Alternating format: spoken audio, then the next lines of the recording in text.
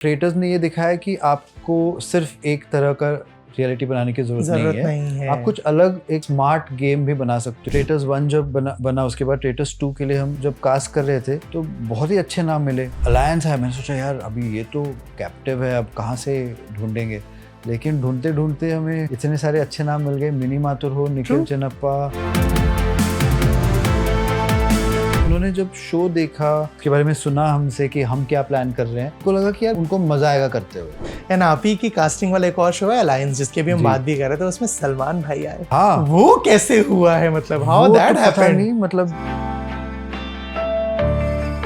ऐसे जो रियलिटी है जैसे ट्रेटर्स हो या अलायंस हो, एक बार आप कास्ट करके इन लोगों को अंदर डालते हो, उसके बाद हम कंट्रोल नहीं कर रहे कुछ। जैसे बाकी रियलिटी शोज में होता है कि अच्छा, मैं अगर एक लाइन बोलूं उस पे आपके जो भी जहन में आए वो मेरे को बताइएगा। Reality of reality shows. Conversation interesting है। ऐसा नहीं है कि हम बात कर रहे हैं कि अरे अंडे किसने खाए या टॉयलेट साफ हुआ कि नहीं या हमारे कंट्रोवर्सीज क्या हैं किसी के पास, वो सब बात नहीं हो रही। बात ये हो रही है कि स्ट्रैटेजी क्या है, अलायंस क्या है, या गेम प्ले क्या है, तो ट्रेटर कौन है। जब आप किसी को कास्ट करते हो उसकी फीस में कितना आपका हाथ होता है? मतलब आपको बजट आता है कि हमें इस ब्रैकेट में कोई एक्टर चाहिए, या सिर्फ एक्टर चाहिए, बजट सब प्रोडक्शन देखेगा? कभी किसी को पिच किया और उसने मना किया हो, या जिस भी रीजन से, डेट्स नहीं है, मन नहीं है? हाँ हाँ, ऑफ कोर्स। जैसे अभी अगर रवि किशन भी आए हैं, बैट्स ऑफ बॉलीवुड, बताइए जरा सा उसके बारे में कुछ। बहुत ज्यादा मेहनत हुई थी इसमें। राघव जुयाल एज फराज, जो भी चुम्मेश्वरी, क्या किया है भाई ने, बहुत मजे लेके किया है पार्ट। सीजन 2 क्या तैयारी, कब आ रहा है? हाय, माय नेम इज करण मल्ली। आप मुझे देख रहे हैं गलाटा इंडिया पर। हेलो, हाय, आदाब, नमस्कार, सत श्री अकाल। आप देखने शुरू कर चुके हैं गलाटा इंडिया। मेरा नाम है अविनाश पाल। मुंबई सपनों का शहर, जहां हर दिन हजारों लाखों लोग सपने लेके आते हैं कि भाई स्टार बनना है, भाई एक्टर बनना है, भाई बड़े पर्दे पर जाना है, और उन सपनों को पंख देते हैं, उन सपनों को पूरा जो करते हैं वो हैं कास्टिंग डायरेक्टर। आज मेरे साथ एक बेहतरीन कमाल के कास्टिंग डायरेक्टर मौजूद हैं। वो चाहे OTT शोज हो, चाहे रियलिटी शोज हो, चाहे फिल्में हो, उन्होंने हर जगह अपना सील लगाया है, भाई साहब अपना परचम लहराया है।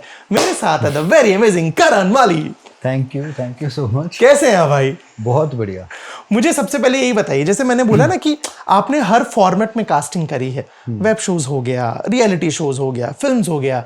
एज अ कास्टिंग डायरेक्टर, जब आपके पास अलग अलग तरह के शोज की कास्टिंग की चीजें आती हैं, हाउ डू यू मैनेज? क्या डिफरेंस होता है, कैसे अप्रोच किया जाता है, कैसे लोगों को तराशा जाता है, everything about it. Her project अलग होता है, हर फिल्म अलग होता है। अगर रियलिटी शो है तो अलग अलग है। अगर जैसे हम अगर एक फिल्म कर रहे हैं या शो, जैसे मुसाफिर कैफे, तो कॉल आया, फिर हमने स्क्रिप्ट पढ़ी, बहुत ही बेहतरीन लिखी गई थी। शरण्या ने लिखी थी ये फिल्म, ये शो। एंड फिर पता था कि चंदर, सुधा और प्रीति हैं हमारे जो 3 मेन प्रोटैगनिस्ट। तो उसके लिए हमने ऑडिशंस किए, और ज़्यादा ऑडिशंस किए, करते गए 2-3 महीने हम ऑडिशंस करते रहे।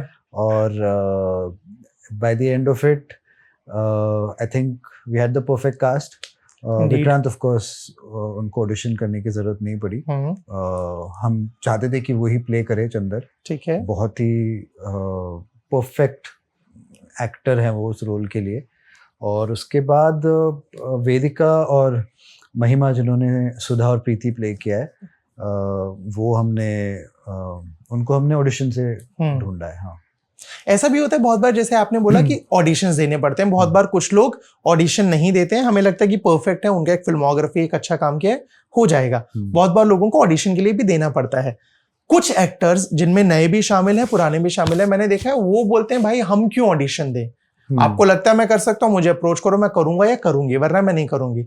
एज ए कास्टिंग डायरेक्टर्स ये प्रॉब्लम्स आती हैं?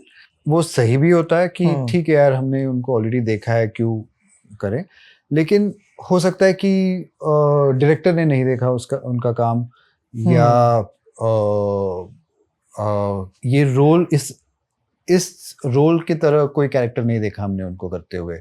शायद उन्होंने काफ़ी सीरियस या ड्रामा या अलग अलग तरह के किए होंगे, लेकिन शायद कॉमेडी नहीं किया, और एक हमें कॉमेडी एक Correct. सीन है उसमें, तो हम उसके लिए हम कभी कभी एक ऑडिशन ले लेते हैं।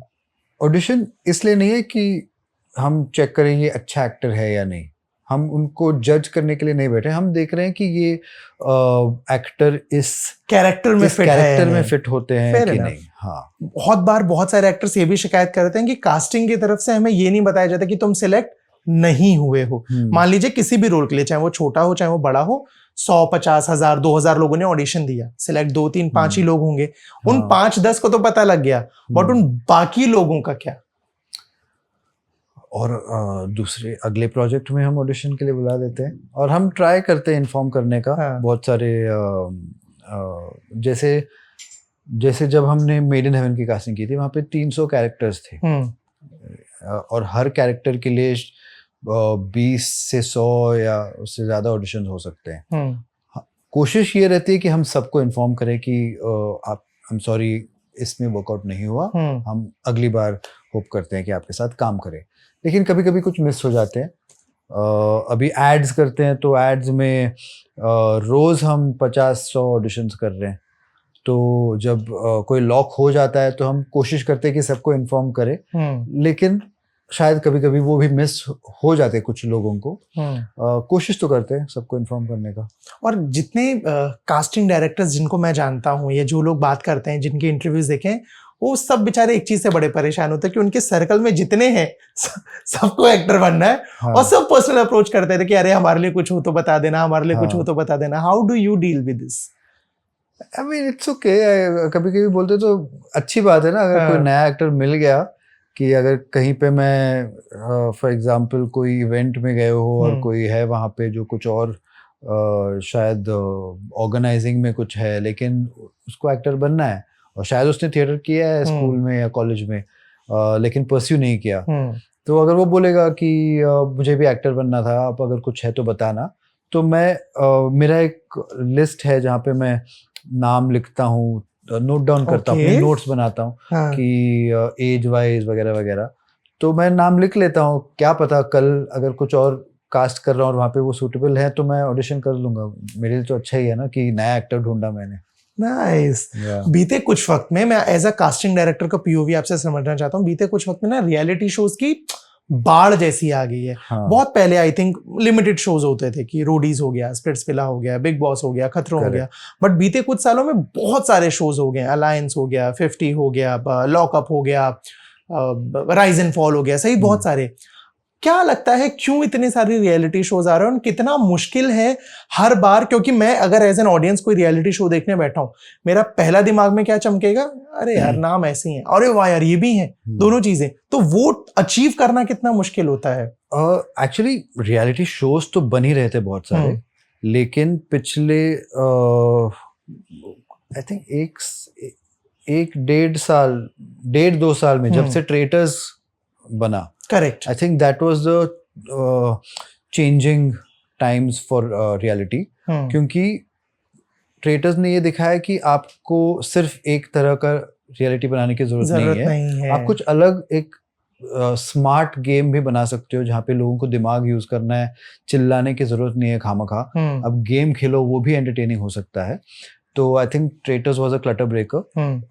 तो और फॉर्चुनेटली उसके बाद 2 और बने जो बहुत ही उसी स्पेस में है, अलायंस और राइज एंड फॉल। तो तीनों एक गेम शो है, सेलिब्रिटी गेम शो है। तो unfortunately I got to work with on all 3।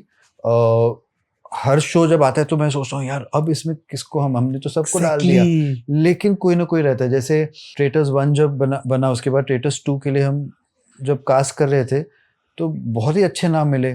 फिर उसके बाद अभी जब अलायंस है, मैंने सोचा यार अभी ये तो कैप्टिव है, अब कहाँ से ढूंढेंगे, लेकिन ढूंढते ढूंढते हमें इतने सारे अच्छे नाम मिल गए। मिनी माथुर हो, निखिल चन्नप्पा, रूही दोसानी, पायल, सोहेल खान, रवि किशन।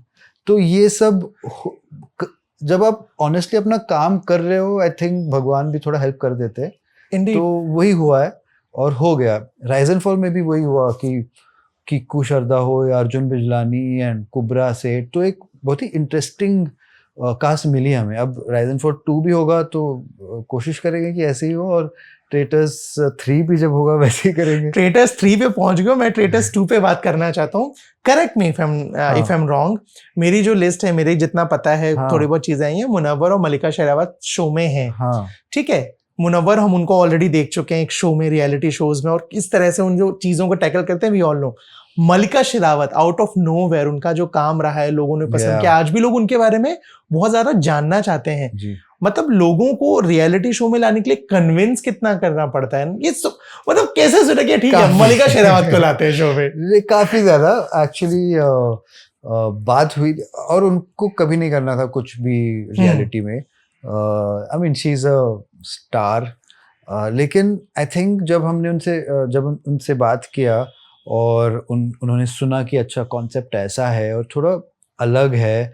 हमारे होस्ट भी करण जौहर हैं, एक माहौल बनता है उससे, जो अच्छा एक कास्ट है, जो सेटअप है, सूर्यगढ़ पैलेस में शूट हो रहा है, कास्ट भी अच्छी है बाकी। तो व्हेन यू आई थिंक उन्होंने जब शो देखा, उसके बारे में सुना हमसे कि हम क्या प्लान कर रहे हैं, उनको लगा कि यार उनको मजा आएगा करते हुए, और शायद इसीलिए उन्होंने हाँ बोला, और we really wanted her, and I am glad it worked out कि उन्होंने हाँ बोला, और बहुत कमाल का शो बनाया इस बार।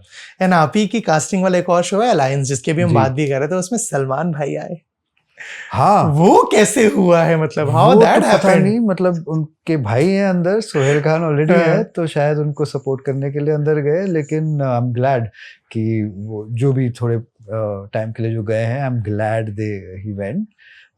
मैंने भी इंस्टाग्राम पे देखा, एक रील आई थी कि वो सेट के बाहर थे। आई वाज लाइक वाओ यार, ये हमारा शो तो बड़ा बनते जा रहा है, बड़े से भी बड़ा हो गया है। अब सलमान खान से बड़ा और कौन होगा कोई भी शो में। ट्रू है ना, तो I am excited to watch that episode now.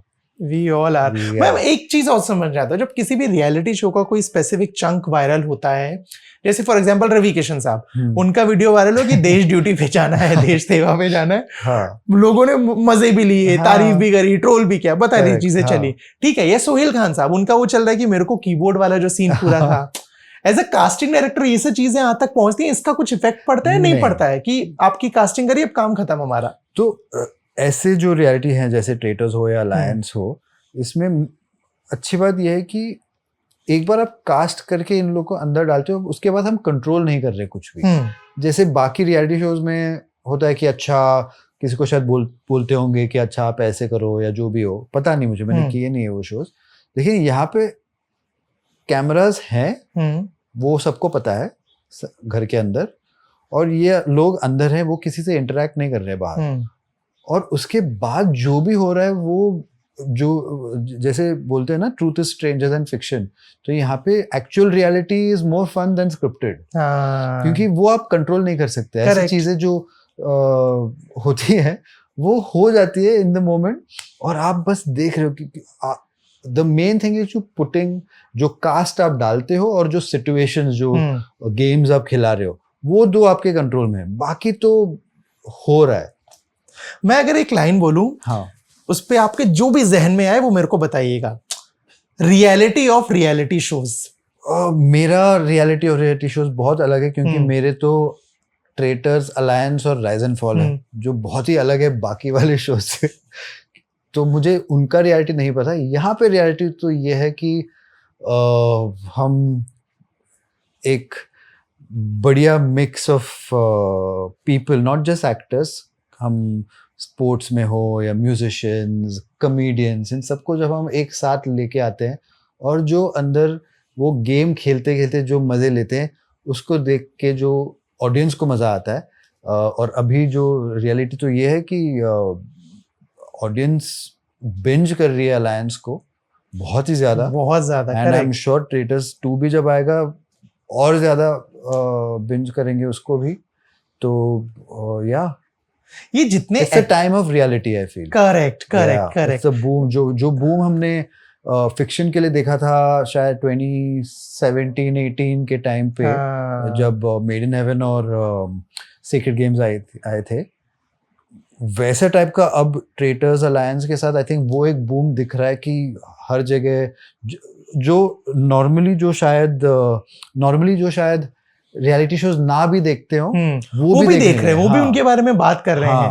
और क्योंकि कॉन्वर्सेशन इंटरेस्टिंग है, ऐसा नहीं है कि हम बात कर रहे हैं कि अरे अंडे किसने खाए या टॉयलेट साफ हुआ कि नहीं या हमारे कंट्रोवर्सीज क्या हैं किसी के पास, वो सब बात नहीं हो रही। बात ये हो रही है कि स्ट्रैटेजी क्या है, अलायंस क्या है, या गेम प्ले क्या है, तो ट्रेटर कौन है, तो ये सब बातें हो रही है ना। तो ऑडियंस इंटेलिजेंट है, और अब तो और ज्यादा, बहुत इंटेलिजेंट हो गई ऑडियंस, करेक्ट। तो उनको भी मजा आ रहा है यार, ये सही है। यंग ओल्ड एज का भी कोई ये नहीं है।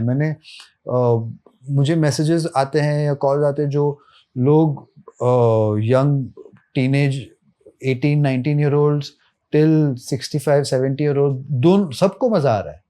करेक्ट। मैं एक चीज और आपसे समझना चाहता हूँ, जब आप किसी को कास्ट करते हो उसकी फीस में कितना आपका हाथ होता है? मतलब आपको बजट आता है कि हमें इस ब्रैकेट में कोई एक्टर चाहिए, या सिर्फ एक्टर चाहिए, बजट सब प्रोडक्शन देखेगा? बजट सब प्रोडक्शन देखता है, हाँ। मतलब फिक्शन की बात कर रहे हो या नॉन फिक्शन? रियलिटी एंड वो दोनों में आइडिया रहता है हमको कि कितना होगा, लेकिन ऐसा नहीं है कि इस एक्टर या इस कॉमेडियन या इसको इतना होगा, आप इसको लेके आओ, तो वो सब नहीं है। उसमें मैं घुसता नहीं हूँ। मुझे लगता है वो अनफेयर हो जाता है जब कास्टिंग वाले कास्टिंग डायरेक्टर को बोलते हैं पैसे की बात करो। हाँ, कभी कभी शायद बात करने के लिए एक प्रोड्यूसर बात करता है पैसे हमेशा, तो एग्जीक्यूटिव प्रोड्यूसर हैं या प्रोडक्शन टीम से। और फिक्शन में अगेन एक आइडिया रहता है, लेकिन I don't cast looking at the budget, I cast looking at the character की अच्छा ये कैरेक्टर है और ये फिल्म है या ये शो है, तो इसमें कौन फिट होगा। हम ऑडिशन करते हैं, उसके बाद देखेंगे, वो फिर प्रोड्यूसर के ऊपर है कि वो या तो उतना पैसा देंगे कि नहीं देंगे। Of course I would like कि सारे जो अपार्ट फ्रॉम जो स्टार्स है उनके अलावा जो भी क्रू है और एक्टर्स है, बाकी एक्टर्स, उनको पैसे ज्यादा मिलने चाहिए, अच्छे मिलने चाहिए। I think it's a bit very underpaid, and एक कुछ ये नहीं है, यूनिफॉर्मिटी भी नहीं है, वो कोई भी कुछ भी ले रहा है, दे रहा है। करेक्ट, तो वो थोड़ा आई थिंक फिक्स करने की जरूरत है। कभी ऐसा हुआ है कि कोई, मैं वापस रियलिटी शोज पे आता हूँ, किसी ने ऐसा आया हो कि यार हम एक शो तैयार कर रहे हैं, हमें सिर्फ बड़े नाम चाहिए, कोई बोला कि रणवीर कपूर ले आओ, रणवीर सिंह ले आओ, कुछ ऐसे बॉलीवुड एक्टर्स प्रॉपर, कभी कुछ ऐसा किसी ने पिच किया कि यार कुछ ऐसा प्लान करते हैं? नहीं, देखो हम जब कास्ट करें तो हम चाहते हैं कि सबसे बड़ा नाम ही हो। तो जैसे कभी किसी को पिच किया और उसने मना किया हो, या जिस भी रीजन से, डेट्स नहीं है, मन नहीं है? हाँ ऑफ कोर्स। जैसे अभी अगर रवि किशन भी आए हैं, तो he is a big star in his own right, plus वो एक पॉलिटिशियन भी हैं, तो बहुत ही बड़ा नाम है वो इंडिया को अगर देखें तो। सोहेल खान मतलब वो सलमान के भाई हैं, ऊपर से प्रोड्यूसर रह चुके हैं, एक्टर रह चुके हैं, डायरेक्टर रह चुके हैं, तो वो भी एक बहुत बड़ा नाम है। इंस्टिंक्टिवली अगर कोई मुझे बोलेगा सोहेल खान को फोन करके पूछो, तो मुझे भी थोड़ा हिचकिचाहट होगी, बट रियलिटी में हम ये रूल फॉलो करते हैं कि कोशिश करो सबसे बड़ा नाम, ज्यादा से ज्यादा वो ना बोलेंगे, इससे ज्यादा क्या होगा। आज के डेट में एटलीस्ट इन दीज शोज, जैसे ट्रेटर्स हो या अलायंस हो, इनमें काफी ज्यादा लोग हाँ बोल देते हैं, क्योंकि उनको भी शायद मजा आएगा। ये वो यूजुअल रियलिटी शो नहीं है ना, वो एक अलग शो के जैसे देख रहे हैं कि हाँ ये कर सकते हैं, ये सेलिब्रिटी गेम शो है। हाँ करेक्ट। आपने अभी तक जितने भी प्रोजेक्ट्स की कास्टिंग की है, कुछ के पीछे में पोस्टर में को दिख रहे हैं वॉल पे जो आपने लगा के रखे हैं, जिसमें सबसे ऊपर है द बैट्स ऑफ बॉलीवुड, बताइए जरा सा उसके बारे में कुछ। एक्चुअली तो मैं, नंदिनी श्रीकांत और मैं कास्टिंग पार्टनर्स हुआ करते थे 2 साल पहले तक, और ये हमारी लास्ट रिलीज है साथ में। हाँ साथ में, बहुत ही स्पेशल है। बहुत ज़्यादा मेहनत हुई थी इसमें, क्योंकि हम भी चाहते थे और आर्यन भी चाहते थे कि इसकी कास्ट बहुत अलग हो सबसे, एक क्योंकि बहुत इजी है इसमें, अगर आप फेमस, हर कैरेक्टर में आप फेमस लोग ला सकते हो, apart from the special appearance, वो तो उन्होंने ऑफ कोर्स की थी, लेकिन अगर इसमें अगर आप चाहें तो बहुत सारे रोल्स के लिए बड़े बड़े नाम डाल सकते हो, लेकिन वो करने से शायद जो कैरेक्टर्स हैं, ये दुनिया जो बनाई है उसमें से लोग बाहर निकल जाते। हाँ। तो कोशिश ये थी कि ट्राई करें हम जितने नए फेसेस, एक फ्रेश कास्टिंग लाएं, एंड और आर्यन बहुत क्लियर है उनको क्या चाहिए एक फिल्म, एक कैरेक्टर में। सो और आर्यन हमेशा पुश करते हैं आपको कि इसके लिए मुझे यही चाहिए, और अगर वो चाहिए आप उनको, तो हम ट्राई करते हैं ऐसे ही एक्टर को लाए। सारे कैरेक्टर्स में अगर आप देखें तो मुझे नहीं लगता उसमें कोई भी है जो आप उसको वहाँ से निकाल सकते हो, हर छोटे से छोटे रोल के लिए या बड़े से बड़े रोल के लिए। राघव जुयाल एज परवेज, फराज जो भी, चुम्बेश्वरी, क्या किया है भाई ने, बहुत मजे लेके किया है पार्ट। और आन्या हो या बाकी सब ने, मनोज पावा जी भी हो, या एक है हंसराज करके कैरेक्टर है उसमें, या पेरेंट्स हो, सब बहुत कमाल। सीजन 2 क्या तैयारी, कब आ रहा है? पता नहीं, वो तो आर्यन से पूछना सबसे पहले तो आप लोगों को ही पता लगता है पूरी इंडस्ट्री में, this is what I know, लेकिन अभी तक पता नहीं चला, तो उन्हीं को पता होगा। और क्या कुछ आ रहा है इसके अलावा? अगर मैं बात करूं जो अभी तक आपने बताया, उनके अलावा क्या कुछ और फिल्म्स हैं जो आपकी आ रही हैं, क्या कुछ शोज हैं?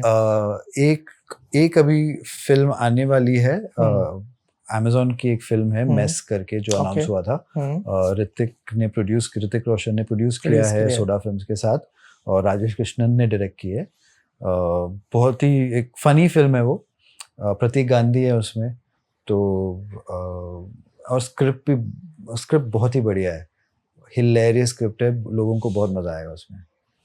Amazing, thank you so much भाई फॉर द बातचीत and all that, really very very very best कि आप ऐसे ही हीरे चुन के हमारे तक लाते रहो। हम एज एन ऑडियंस मजे लेते थे कि भाई साहब बहुत सटीक कास्टिंग की है। Thank you so much. Thank you.